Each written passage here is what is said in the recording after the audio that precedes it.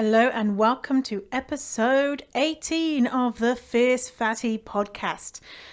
I am your host, Victoria Wellesby, and today's episode we are talking about the good fatty versus bad fatty dichotomy. Let's do it.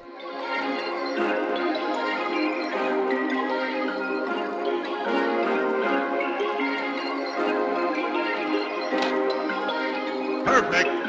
You're listening to the Fierce Fatty podcast. I'm Victoria Wellesby, TEDx speaker, best-selling author, and fat activist. I have transformed my life from hating my body with desperately low self-esteem to being a courageous and confident fierce fatty who loves every inch of this jelly. Society teaches us living in a fat body is bad, but what if we spent less time, money, and energy on the pursuit of thinness and instead focused on the things that actually matter, like if pineapple on pizza should be outlawed, or if the mullet was the greatest haircut of the 20th century. So, how do you stop negative beliefs about your fat body controlling your life? It's the Fierce Fatty podcast. Let's begin.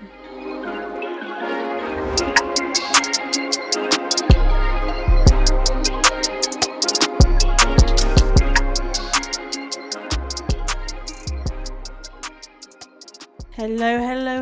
Welcome to this episode. I'm so pleased to have you back. Or if this is the first episode you're listening to, welcome to Fierce Fatty Land, where all the fatties run around together and dance and sing and do loads of fat stuff together.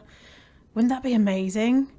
A fat camp, but not like a fat camp like you have in America where they try and make you lose weight, but a fat camp where we all just be fat and amazing. Hashtag dreams. I'm coming to you today from a very stormy Ireland. I'm looking over the sea right now and the waves are huge. We're in Storm Ciara or Kiara. I don't know how we're pronouncing it, but that's what it is. And it's been haily and rainy and snowy and sunshiny and windy and then rainy. And I let Dougie out this morning, Dougie, my dog, to do a wee, and it was sunshiny. And as soon as I shut the door to let him out, all of a sudden this wild hailstorm came and started hailing on him, and he was like, "Oh, I don't like this. Oh my god, let me back in." And so I let him back in immediately, and he was like shaking, not from cold but from being scared. And I was like, "Oh my god, Dougie, I'm so sorry." And he wouldn't eat his breakfast because he was so frightened. He's a very sensitive dog. But then he eventually ate his breakfast like a couple of hours later, after he'd calmed down from the big hail on his nose, wherever it hit him. And that hail is painful, right? I went out in it yesterday and I was like, "What the fuck? Oh my god, get in the car, come on, let's go." I was saying to me and Dougie, because it was hurting. Anyway, I'm all snuggle as a bug here though, in the house, looking out over the wind. Isn't that nice when you can hear all the wind and rain and stuff outside and you're nice and warm? So that's where I'm at. And I wanted to share something with you, just to show you something, because I got a bad review for the podcast. And I wanted to tell you about it. You know, why are you excited about that, Victoria? Because I just wanted to make a point about something. I actually got it in 3 months ago, but I hadn't noticed because I hadn't looked at my iTunes, my Apple Podcasts reviews, because when someone does a review, they normally email me and let me know, and then I send them my book. But these people didn't. And so there's people out here who could get a free book, but you're not. But maybe you've already got the book or whatever. But anyway, so I checked. And I got a bad review. Let me read it to you. I got 2 stars, which is still pretty good. Thank you for the 2 stars. I could have got 1. And it's from Blowsource. Obviously not still listening to the podcast, because Blowsource review starts with irritating. Decent production values. Thank you very much. But the host's personality and arrogant tone grate on me. Wow. And the rest of my reviews are all 5 stars, saying like, love. This is amazing. Makes my soul happy. Outstanding. Fantastic. Listening over and over. Confident, great, love it. I love the podcast. And why I wanted to share the negative review with you is because people are going to love and hate you no matter what you do. People are going to misunderstand you. So this person saying, I have an arrogant tone. A lot of people might think, yeah, she's so arrogant. Oh my God, she loves herself so much. And that might be absolutely true for them. That's their perception of me.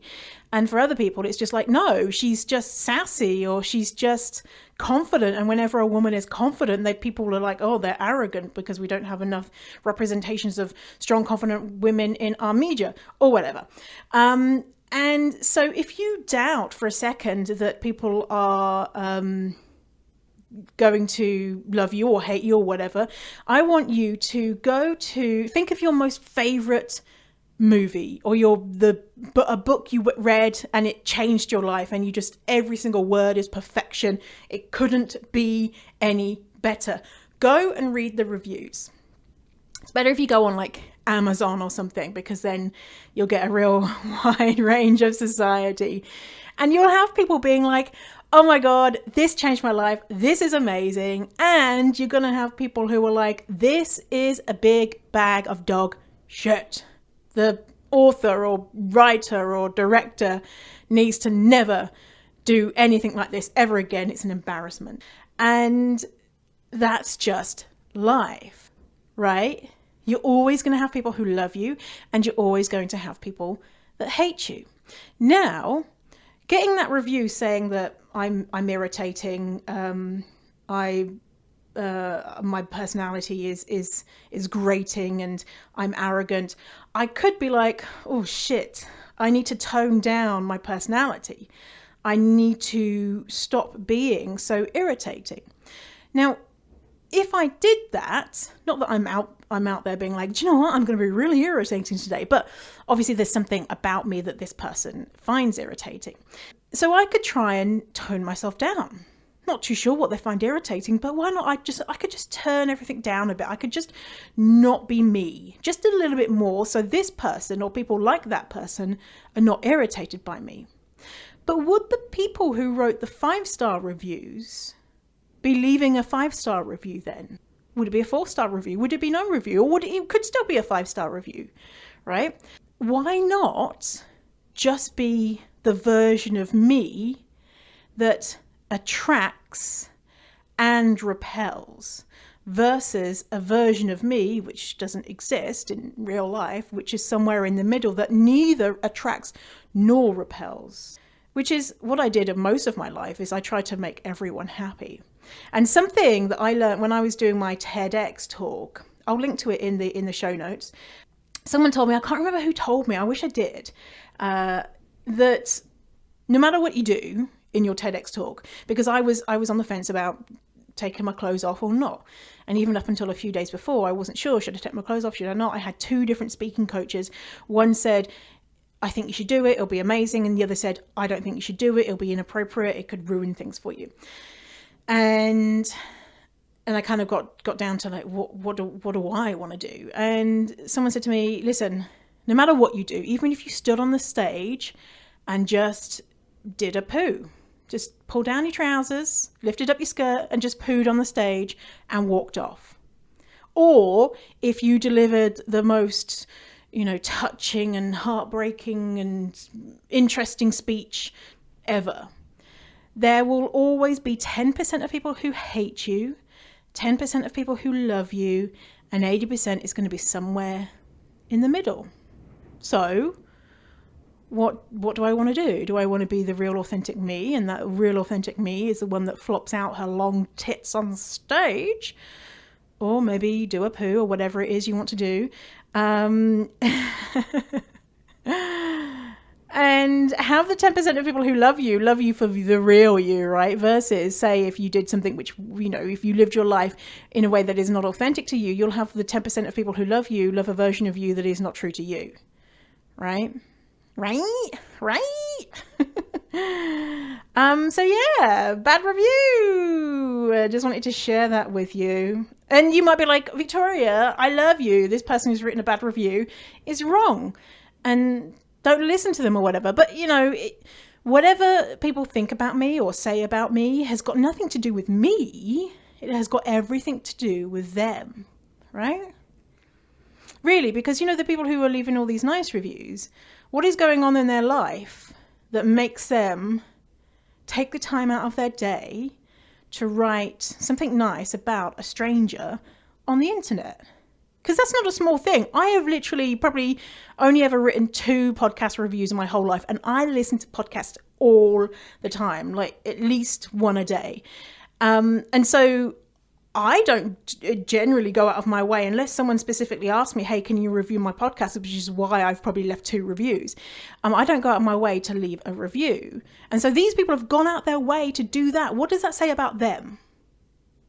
It says a lot about them, right? That they like this content, that they want this podcast to make an impact, and they think others should listen, and they want to share, or maybe they're doing it because they want to support me, or whatever the reasons is. It's not to do with me, it's to do with them. And the same with any negative reactions. We don't know what's going on in this person's life. They didn't write anything mean. It's just an opinion. Right. And maybe, they're saying irritating. Maybe they had a friend once who sounded just like me, and they're like, oh, that British bitch, I hate her. And they ruined their lives or something. And then as soon as they heard my voice, they were like, oh my God, who is she? She's the worst. So, yeah. Anyway, that's a bit of a long tangent to start off with. 10 minutes, not so long. But yeah, seriously, if you ever, worry about, doubt your greatness, or doubt what you should be doing, or doubt if you should be wearing that crop top, or if you should be, speaking up, or whatever it is, just know, unfortunately, you're going to get criticism. But you're also going to get people who love you. Not that you need people who love you, but that's just the way the world works. So let's talk about the good fatty versus bad fatty dichotomy. Now, this is so interesting, and you might have never heard about good fatty, bad fatty, or you might have already, but we're going to kind of deeper dive into that today. And I'll explain what they mean and how they impact us, and how buying into the good fatty, bad fatty dichotomy can be stopping you from truly loving yourself. So dichotomy, just in case you haven't come across that word before, dichotomy, so says the internet, a division of or contrast between 2 things that are or are represented as being opposed or entirely different. Okay, so it's like 2 different things. And let me start out by reading a little excerpt from Reagan Chastain's blog, Dances with Fat. If you've never come across Dances with Fat by Reagan Chastain is the first place that I ever learn about fat phobia and the fact that fat people should be treated like we're humans. Strange, right? I was like, what? We should be treated with humanity? Get out of here. And I remember being in bed, just reading Dance with the Fat and the blogs and just being like, oh my God. And then, turning to my then boyfriend being like, did you know? And he's like, what? Anyway, there's loads of, she's a prolific writer. And so you can just, and as well, you can search her site. So if there's anything that you're like, oh, I wonder what Reagan thinks about this, then anyway, fangirling. So what Reagan says about good fatty, bad fatty, and then I'll explain more about what good and bad fatty is.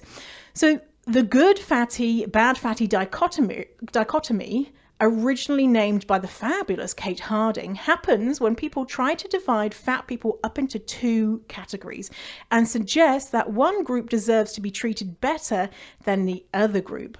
Good fatties are seen as doing the quote-unquote right thing by people who think they have the right to judge. It may be that they are seen eating, how they dress, their current health/ability, whether or not they engage in movement, the type of movement they engage in. And bad fatties are those who are seen as doing the quote-unquote wrong things based on those same criteria. So that's from Reagan Chastain, Dances with Fat. So the idea is that, say if you think of fat people, Say if you knew nothing about fat positivity or body positivity or anything like that, the general population will think about fat people in certain ways, and they will categorize fatties as a more palatable version of a fatty or a less palatable version. So a more palatable version of a fatty to society is a fatty who knows they're fat and knows that there is a really big issue with the fact that they're fat. And they're doing things like they're on a diet. So they're like, I know I'm fat and I know it's bad to be fat, but I am doing everything I can to lose this weight. They do things like eat quote unquote healthy foods or work out a lot, go to the gym or go running on the street or whatever. You see those memes of don't make fun of fat people when they're in the gym. At least they're trying to do something about it. So that is, you're a good fatty. Good fatties also, so this is according to society. So just because you happen to like working out doesn't mean that you're subscribing to this good fatty thing and you're like, I'm a good fatty. It's to do with the way that people perceive fat people. So if you're just like, oh, I just like working out, am I doing something wrong? No, that's not what we're talking about. Go and work out or not, do what you want, right?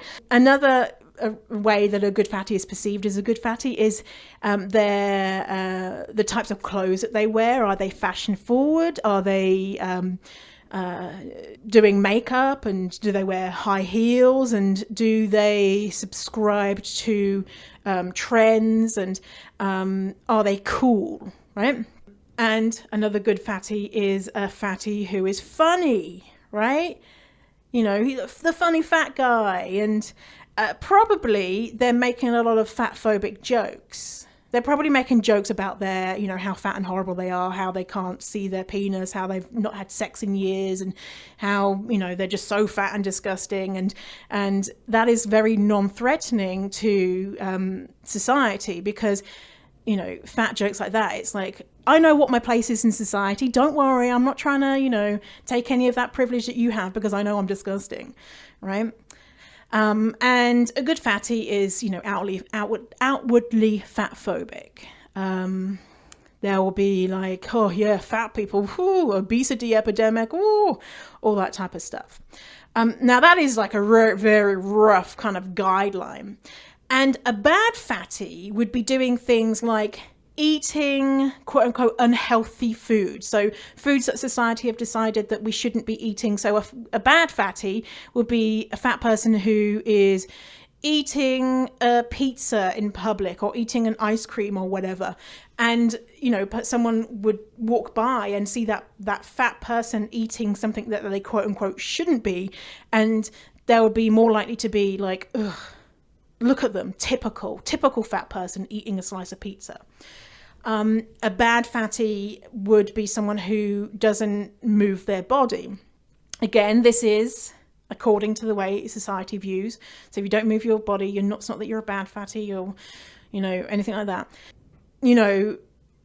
Society is way more sympathetic to a fatty who is out going for a run versus a fatty who's out, watching a Netflix marathon. So doing a marathon or watching a Netflix marathon, there's two different perceptions that you'd get from the general public because of those two things.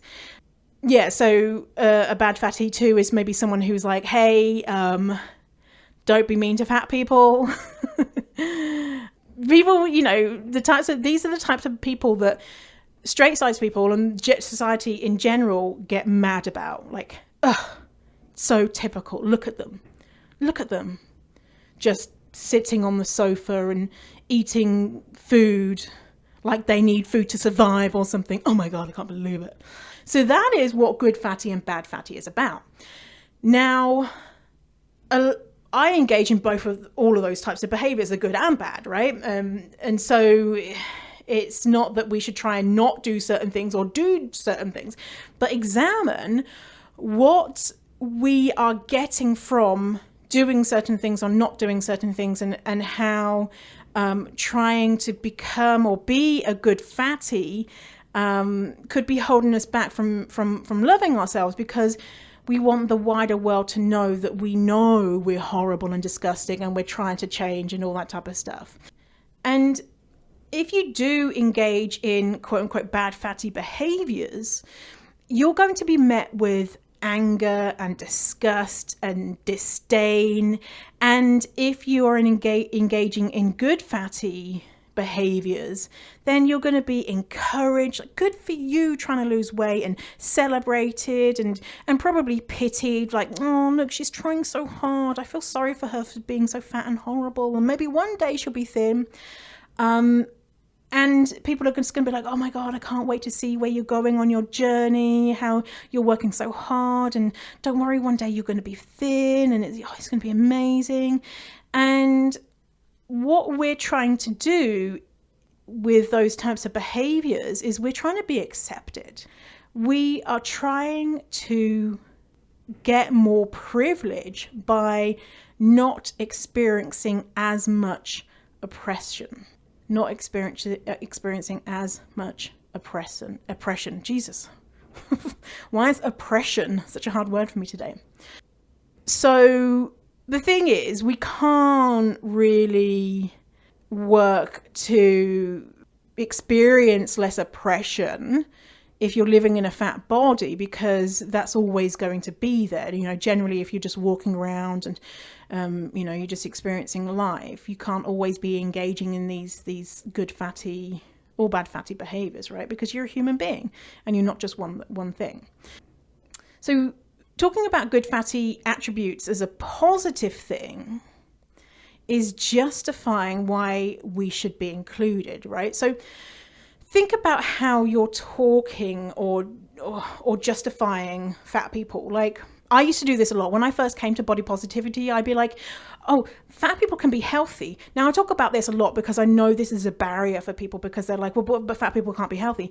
But it would be a big thing of, but fat people can be healthy, and fat people do work out, and fat people do eat healthy foods. You know, I'd be thinking like that, like fat people are just like you thin people, is what I would be, in my head talking about, of being like, fat people can be as good as thin people.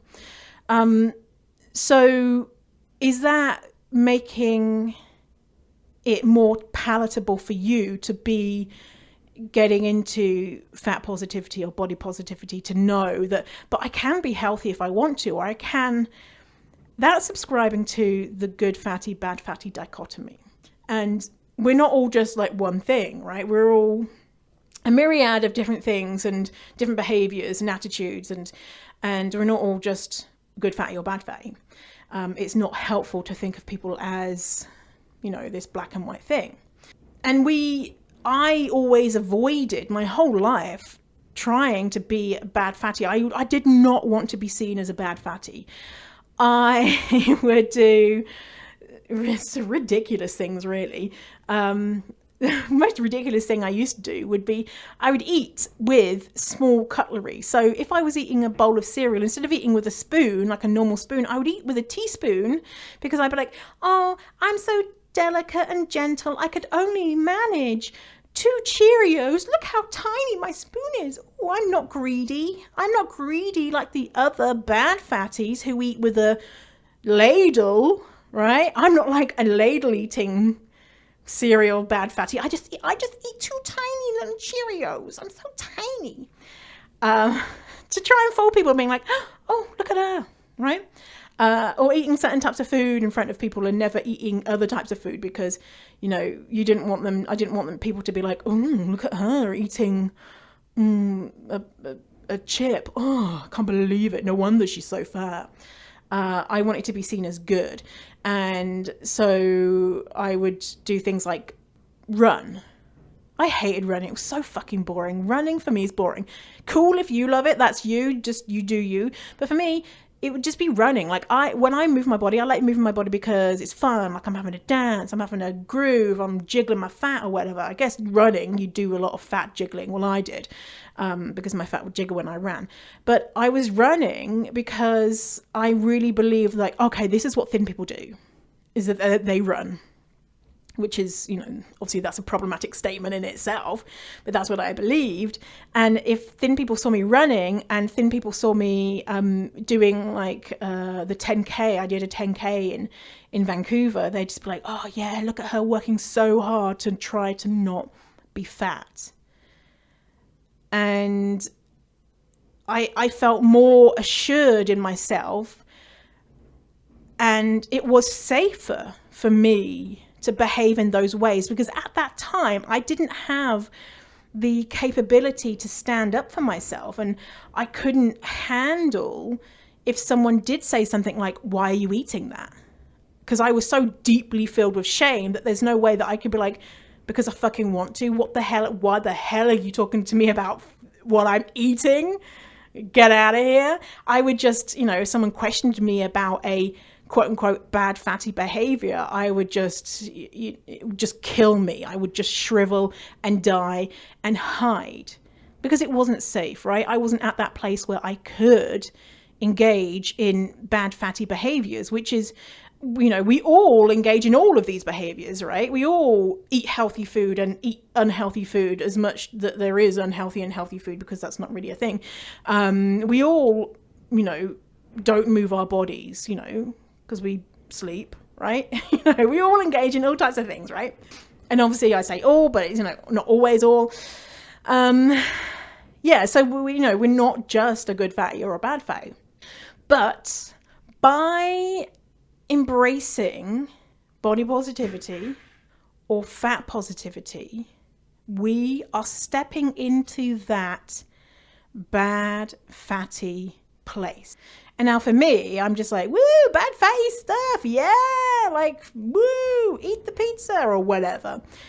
And it's a celebration to me, but it's really fucking scary, because like I mentioned before, people are going to notice and are going to judge and could be making comments to you, and you might not be ready to handle what they're going to say, or they might not say anything, or even what your brain is thinking about the whole thing.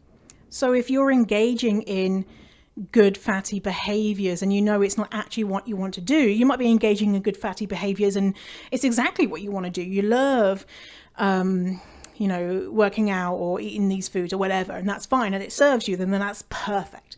But you might be engaging in behaviors that don't serve you. Like I mentioned, me going for a run or going to the gym. Oh my God, gym was so boring. But I used to work at this call center, and after the shift, everyone at the call center would go to the same gym, and you'd be like, oh yeah, look at us all on the treadmill working out. We're so good. It's so amazing. And so, yeah, you might not be able to stop engaging in those behaviors because it might not be safe for you. It might not be physically, emotionally safe. It might not be good for your well-being. You might not be in a place where you can do that. So I just want to put that out there. If you are engaging in these behaviors to keep yourself safe, and you recognize, actually, I don't want to be doing this, but you need to because of whatever reason that's going on in your life, that's fine. Like, what's best for you, right? So don't be like, oh my God, I'm doing it wrong. I'm trying to be body positive, but I'm like eating loads of kale and I should only be eating pizza. And no, that's not what I'm saying. No. But just to recognize that you don't have to adhere to what society thinks that you should do to be more palatable. Now, there's a really cool zine that Stacey Bias has created, and it's all about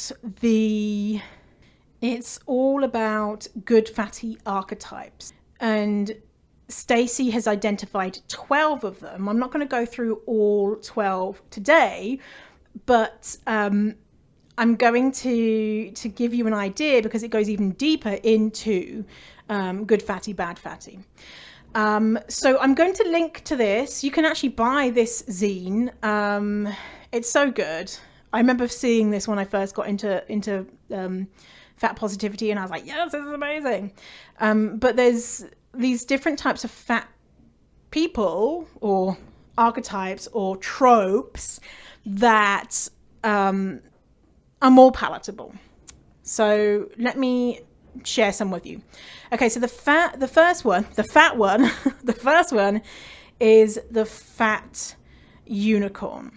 And so this is a fat person who engages in healthy eating, daily exercise.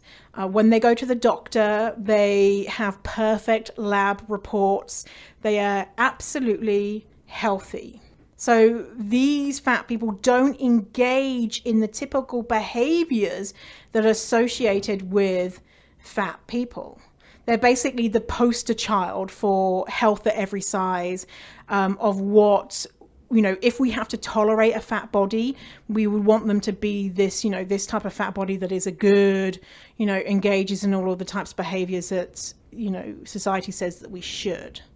So you might be looking at that fat unicorn trope, archetype, and that be your kind of hope or example of, see, I can be a good person, see, I can be healthy and therefore worthy. So it's absolutely beautiful and fine if you, if health is something that you want to pursue and something that you, that's a goal of yours, or it's a big thing about your personality, whatever. That's absolutely fine. But is it that you're getting self-worth from a certain health status, or hope that you can achieve this health status? So the next archetype is the fat athlete, or the fathlete. The fathlete, also known as the exceptional fatty. So this is an athlete who does things like is an accomplished dancer, so Beyonce's backup dancers, some of them are fatties. And so people are like, oh, they're fat, but they are like, did you see how long they were dancing at Coachella? They were dancing like for 3 hours straight, like holy shit. So they don't really qualify as being fat because they're an athlete. Or you remember,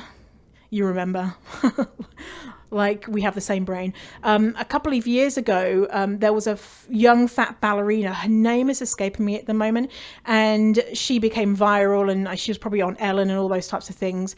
And she was like doing pirouettes and jumping into the air. And there was also another video of a fat man doing that. Now, those types of fat people are celebrated because they are an athlete. Now, the same thing, not that this wouldn't happen for various reasons, but if there was a fat person, just eating an ice cream or not moving, then they wouldn't go viral because that's boring, but also because that's not the palatable good fatty. So the next one is the work in progress. And this is a fat person who's like, I know I'm fat and I am going to get thin. So they're dieting, they're doing some quote unquote wellness thing, which is a diet, or maybe they're looking to get the stomach surgery, or taking pills to make them poo themselves, or anything like that. The work in progress is, I'm not a fat person. I am a thin person temporarily living in a fat person's body, even though I've been fat my whole life. But the real thin me is coming out, and this is a temporary thing. So don't be judging me as a fat person, because I'm not a fat person. I'm going to be thin soon. Okay. Not a fatty. This is, you're not really a fatty because you're just waiting for that thin person to come out. The next is the fat celebrity, the fat celebrity. They are the ambassadors of fatness. So think like Adele, Rebel Wilson, Beth Ditto, Melissa McCarthy. On the subject of Rebel Wilson, the amount of people that come up to me and they're like, oh my God, you are just like Rebel Wilson. If I had $1 for every time someone said that to me, I'd have probably about $6. Let me tell you. Like, I always think, like, is that because Rebel Wilson is the only funny fat person that you can think of, and so you're like, oh my God, you're just like her. So I get it all the time, even though I don't look like her anymore. I used to look like her because I had long blonde hair, but now I have short hair. So, yes. So fat celebrity, they are these extraordinary artists, right? They're an exception to the rule because they are, the funny one, they're the sidekick. They serve us in different ways, right? They entertain us. And so we can kind of excuse, I'm doing quotation marks, excuse their fatness because they're doing, things to make us, happy or entertained or whatever. Next, we have the mama hen.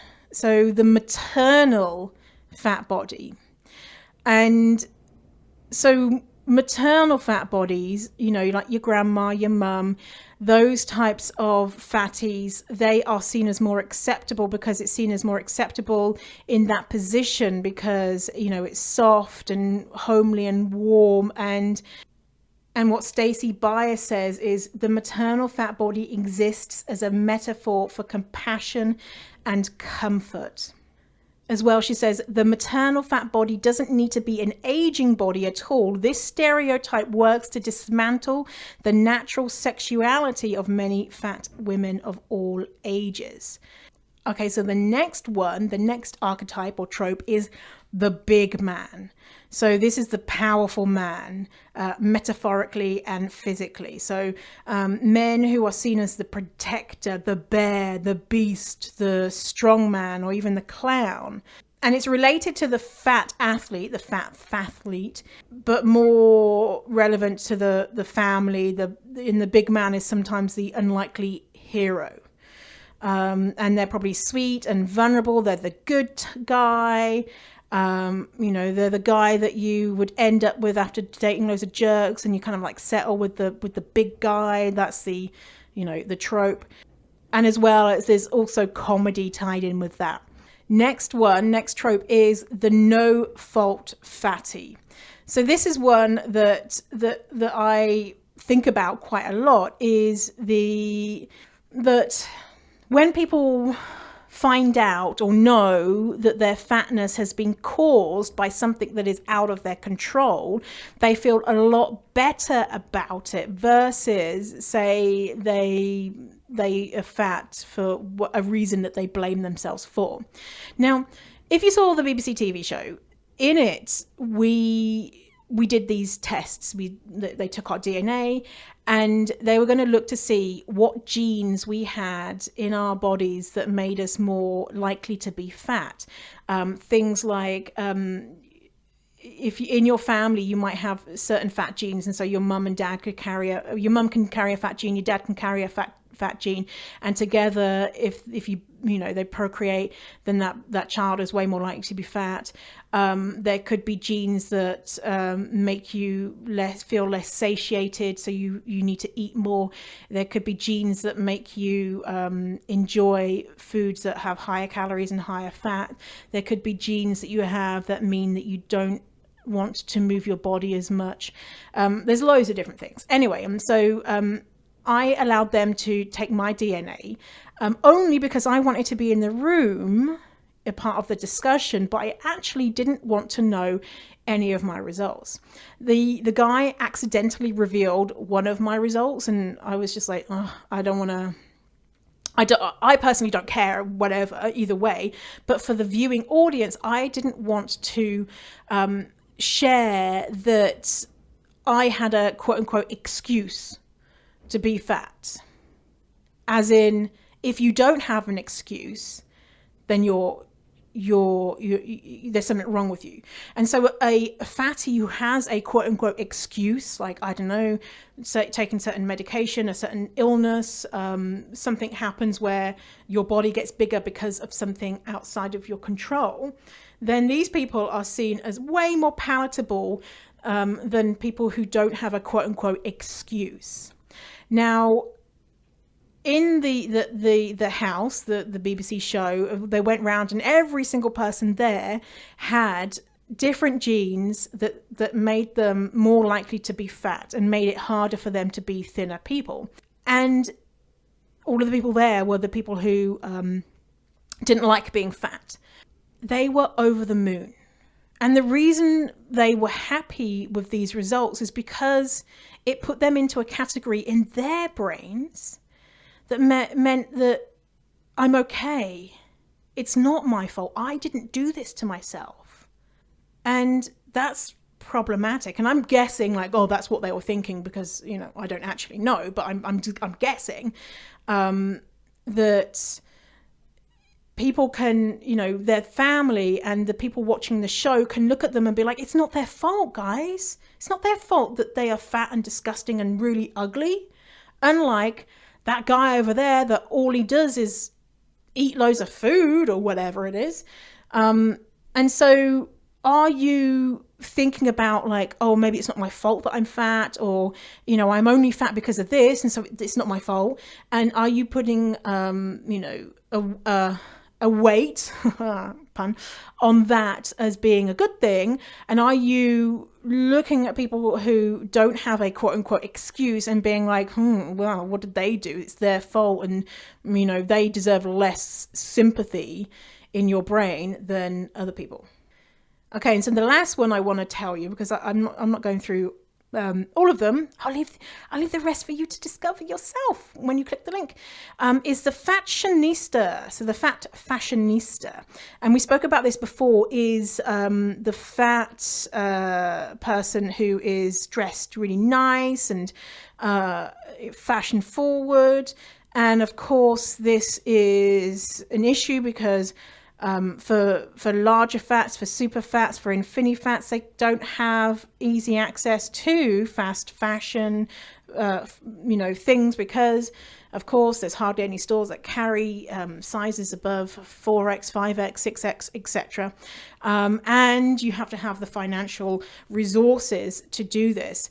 But when a fat person, think about this, like if a straight size person comes, they're walking around and they're just in their sweatsuit, their sweating suit, they're wearing their sweating suit, their hair's in a messy bun, and, you know, they just got the sunglasses on and they just look, you know, their clothes are a little bit schlumpy, versus if there was a fat person who had the exact same outfit on, the thin person, you'd be like, oh, they're just, you know, they're a bit casual and they look cool and they're just having a relaxed day. Whereas a fat person wearing more schlumpy type clothes, you're just like, oh my God, pull yourself together, have, you know, respect. You know, you're fat, you could at least dress up to try and, you know, polishing a turd type of thing. And you might, if you like dressing up, I personally do too, then that's fine. You don't have to not dress up. But this is, again, reminder, the way that people perceive fat people. You might also be spending a lot of time on hair and makeup and that type of stuff. After kind of going through, like, do I like doing this? I worked out personally, I'm not a massive fan of high heels, but I am a fan of like doing my hair, and I'm interested in makeup and all that type of stuff because I like it, not because I'm trying to be more palatable. But again, if you're doing it to be more palatable to keep yourself safe and that's what you need to do, that's absolutely fine too. But by being a fashionista, you're defying the stereotype of dumpy, the dumpy fatty. And as well, fashionistas tend to be more hourglass shaped fatties.